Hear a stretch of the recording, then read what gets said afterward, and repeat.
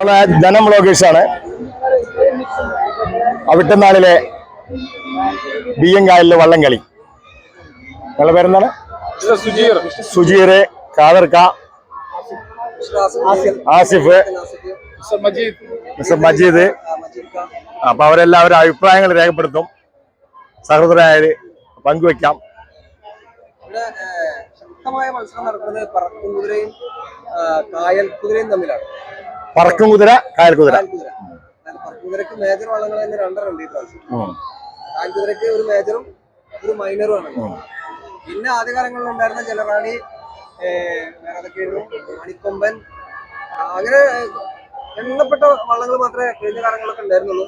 അടുത്ത കാലത്തായിട്ട് ഇപ്പൊ ഇന്ന് മത്സരിക്കുന്ന മൊത്തം വള്ളങ്ങള് 32 വള്ളങ്ങളാണ്. 15 മേജർ വള്ളങ്ങളും 17 മൈനർ വള്ളങ്ങളാണ്. 15 വലിയ വള്ളം അല്ലേ?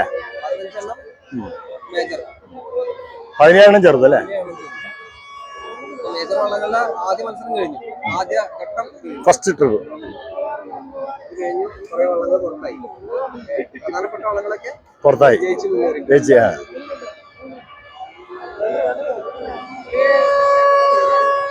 എന്നാലും ആവേശകരമായ മത്സരങ്ങൾ എനിക്ക് എടുക്കണമല്ലോ. ഇനിയുള്ള മത്സരങ്ങൾ കാണാൻ പോകുന്ന അല്ലേ? ഇപ്പൊ മൈനർ വള്ളങ്ങളുടെ മത്സരമാണ് നടന്നത്.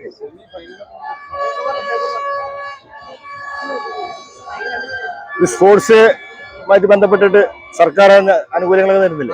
രണ്ട് പ്രാവശ്യമാണ് ഈ തവണ ഉണ്ടാവുക. അതായത് സർക്കാരിന്റെ ടൂറിസം ഡെവലപ്മെന്റ് കോർപ്പറേഷന്റെ ഒന്ന് നടക്കും. പിന്നെ ഒരു 3 ദിവസം കഴിഞ്ഞിട്ട് നമ്മളെ നാട്ടുകാരുടെ വക അല്ലേ? 13-ാം തീയതി വള്ളംകളി ഉണ്ട് ഇവിടെ അല്ലേ? എത്ര മണിക്കാണ് തുടങ്ങുക?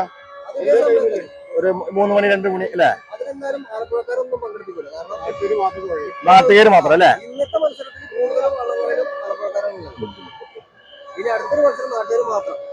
നാട്ടുകാരാന്നുള്ള ഐഡന്റിറ്റി നോക്കിയിട്ട്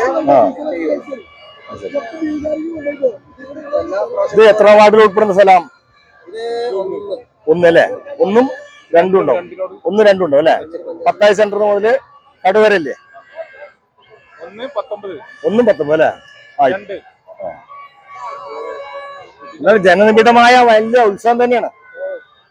എത്ര മോശമെന്നൊന്നും പറയാൻ വയ്യ. നല്ല ജനസാധ്യത ഉണ്ട്.